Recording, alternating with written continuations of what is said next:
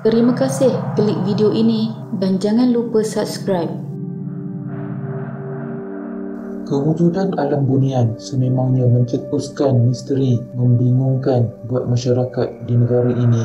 Lantaran dunia mistik itu didakwa wujud tetapi terselindung di sebalik pandangan manusia biasa. Misteri dunia bunian hanya terbongkar dan diketahui umum selepas segelintir pihak mendakwa berjaya melangkah memasuki dimensi alam gaib itu menerusi beberapa siri kejadian aneh dan mistik. Banyak mitos dan cerita misteri yang dipercayai oleh manusia berdasarkan kisah-kisah. Adakah orang bunian benar-benar wujud yang disampaikan dari zaman ke zaman yang hanyalah andaian dan bukannya cerita yang benar? Namun itu dulu sebelum teknologi berkembang. Sekarang jika membuat carian di Google tentang pengalaman diculik bunian, akan keluar 13,800 keputusan carian yang berkaitan dengan tajuk itu sahaja. Kes orang hilang terbaru yang dikaitkan dengan orang bunian adalah Muhammad Ashraf Hassan atau lebih dikenali Acap yang hilang lebih setahun lalu.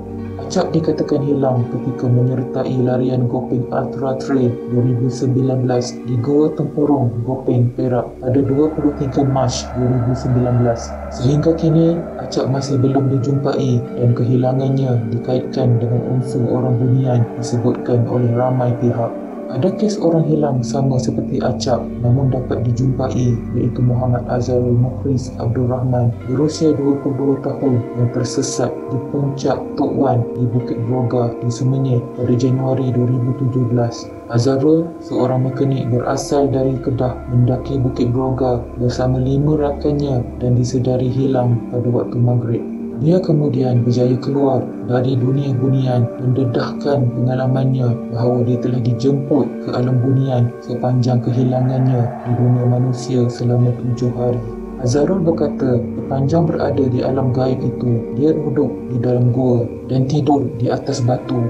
Pada hari ketiga Azharul berada di situ, dia diajak berkahwin oleh seorang perempuan yang memakai purdah. Namun dia menolak pelawaan tersebut sehinggalah sampai ke hari ke-7 Azharul tetap menolak pelawaan perempuan itu. Menurut Azharul, di sana dia bersolat seperti biasa dan membaca Al-Quran saiz besar dan kitab tersebut akan menegur jika terdapat kesalahan bacaan. Oleh kerana menolak pelawaan gadis tersebut, semasa dia baring, terjatuh ular tedung selar yang boleh bercakap di atas dadanya. Ular itu memintanya keluar dari situ dengan berjalan mengikut kesan cahaya matahari dan akhirnya Azharul dijumpai. Antara kisah membabitkan bunian yang menggemparkan negara berlaku awal Jun 2005 apabila 4 kanak-kanak lelaki berbangsa Cina hilang selama 4 hari di hutan Bukit Fraser di Raub Pahang. Mengikut laporan akhbar, kumpulan budak lelaki terbabit pada mulanya bersiar-siar di hutan apabila secara tiba-tiba menemui satu jalan yang amat cantik dan dipenuhi pelbagai bunyi-bunyian. Mereka mengikuti laluan berkenaan dan mula terasa seperti berada di alam lain.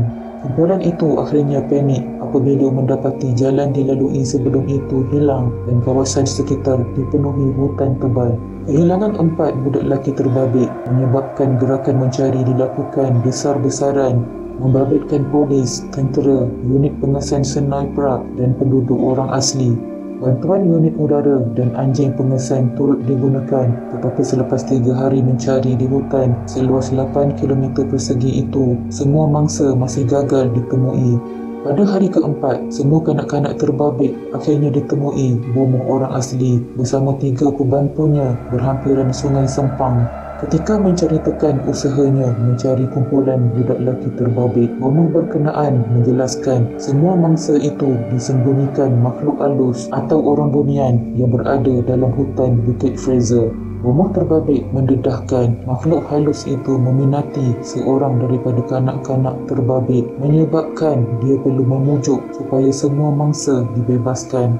Selain kejadian di Bukit Fraser itu, kisah lain membabitkan bunian yang tersebar dalam masyarakat diceritakan berlaku di Kota Tinggi, Johor pada zaman dulu.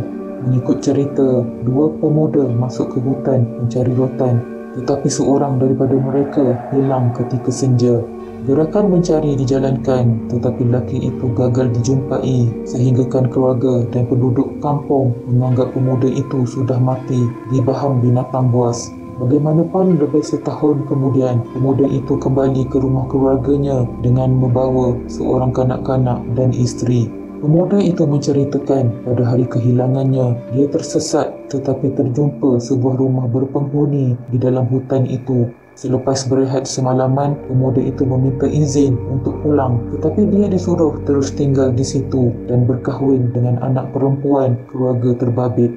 Selepas setahun, lelaki itu diizinkan menjenguk keluarganya di alam manusia, tetapi selepas itu, dia diberi pilihan oleh mertuanya sama ada ingin terus berada di alam bunian atau bersama manusia. Lelaki itu kemudian memilih kekal bersama anak dan isterinya di alam bunian. Jika di Google, pelbagai kisah pengalaman manusia yang diculik oleh bunian ini dan kebanyakannya adalah lelaki. Ada pendapat mengatakan bahawa perempuan jarang menjadi pilihan kerana orang bunian lelaki ini kurang tertarik dengan manusia kerana perempuan bunian jauh lebih cantik berbanding manusia biasa. Namun berlainan pula dengan perempuan bunian, mereka biasanya amat tertarik dengan manusia, terutama lelaki yang mereka anggap sangat luar biasa. Mungkin bukan dari segi rupa paras, tetapi sifat dalaman lelaki tersebut menjadi tarikan. Jadi tak hairanlah jika kita kerap mendengar banyak lelaki yang hilang di hutan berbanding perempuan. Namun ada juga kisah perempuan manusia yang dikaitkan dengan alam bunian, cuma jumlahnya hanya sedikit berbanding dengan lelaki. Ini adalah satu pendapat untuk mengenal pasti pintu masuk alam bunian. Biasanya apabila masuk ke hutan dan tiba-tiba kita ternampak buluh kuning, sila jauhi tempat tersebut kerana itu pintu masuk ke alam bunian. Begitu juga kalau terjumpa pokok besar tetapi halaman bawahnya cukup bersih seolah-olah disapu dan dijaga, elakkan juga berehat di pokok tersebut. Jika di gunung pula, elak melalui lereng-lereng bukit berbatu besar kerana itu juga petanda pintu masuk ke alam bunian. Selain itu, apabila kita memasuki satu kawasan yang baru pertama kali yang kita pergi, jangan sesekali bercakap besar ketika memasuki hutan kerana golongan jin ini amat tidak suka dengan mereka yang bongkak dalam berkata-kata. Jadi apakah asal-usul orang bunian ini sebenarnya? Terdapat 3 pendapat mengenai asal-usul makhluk bunian. Yang pertamanya ialah mereka adalah daripada keturunan jin. Pendapat kedua menyatakan mereka adalah hasil perkahwinan antara manusia dengan jin. Pendapat ketiga pula adalah bunian adalah ciptaan Allah dari cahaya seperti malaikat. Allah Subhanahu Wa Taala Maha Pencipta dan mampu mencipta pelbagai jenis makhluk yang manusia sendiri tidak pernah melihat kecuali mereka-mereka yang dianugerahkan oleh Allah untuk melihat. Namun begitu, orang bunian ini tidak disebut di dalam Al-Quran, jadi amat sulit untuk mengetahui kebenarannya melainkan menganggap ianya adalah rahsia Allah Subhanahu Wa Taala.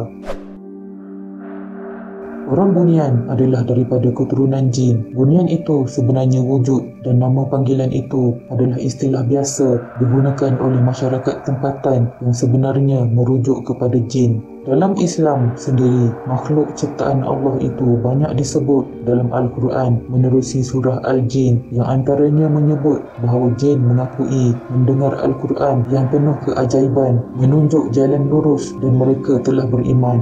Dalam surah sama, jin juga mengaku daripada kalangan mereka ada yang Islam dan ada yang kafir.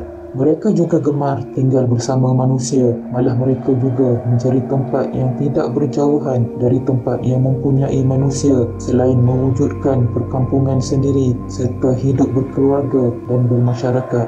Jadi bunian itu adalah bahasa istilah yang sebenarnya merujuk kepada jin. Dan jin itu memang wujud, malah ia turut disebut dalam Al-Quran dan hadis.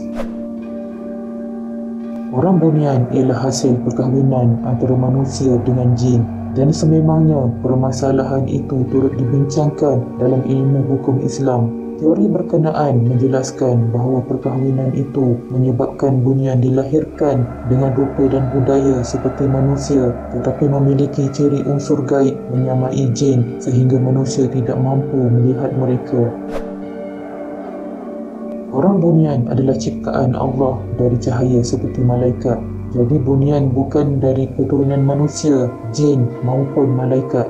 Bunian bukanlah berasal daripada bangsa manusia berketurunan Nabi Adam alaihissalam yang boleh dipanggil orang. Yang sahihnya, mereka bukanlah manusia tetapi makhluk yang dicipta Allah Subhanahu Wa Taala dari cahaya sama seperti para malaikat untuk membantu manusia di bawah arahan Allah Subhanahu Wa Taala.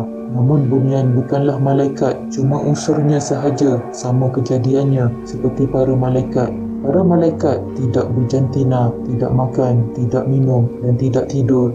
Manakala bunian pula sebaliknya, mereka berkeluarga, makan, minum dan tidur seperti manusia. Pada sekitar tahun 2012, nama Puteri Nur menjadi sebutan kerana dia dikatakan adalah satu-satunya hybrid manusia cacukan bunian. Puteri Nur juga pernah ditemu bual oleh TV3, NTV7 dan TV9. Buat masa sekarang, Puteri Nur membantu seorang ustaz di sebuah pusat rawatan di ibu negara. Pesakit-pesakit Puteri Nur datang dari dalam dan luar negara termasuk Amerika Syarikat, Arab, Singapura, Brunei dan Indonesia. Selain merawat, Puteri Nur juga merupakan seorang penasihat paranormal yang sering dirujuk oleh para penggiat paranormal dan mempunyai penuntut dari golongan ulama dan profesional yang ingin mempelajari dan mengetahui dengan lebih lanjut tentang perawatan alternatif dan juga perihal bunian yang sebenarnya. Video temu ramah tersebut boleh didapati di channel YouTube yang bertebaran. Di dalam temu ramah itu, satu-satunya manusia hybrid kecukan Raja-Raja Bunian dan nendanya Puteri Ratna yang bersuara melalui dia menerangkan sebenar apakah itu bunian yang secara langsung menyokong pendapat yang ketiga. Menurutnya, banyak cerita-cerita dan asal-usul yang kurang tepat, malah tidak ada hadis yang spesifikasi tentang bunian. Semua itu andaian sahaja sehinggalah kelahiran Puteri Nur.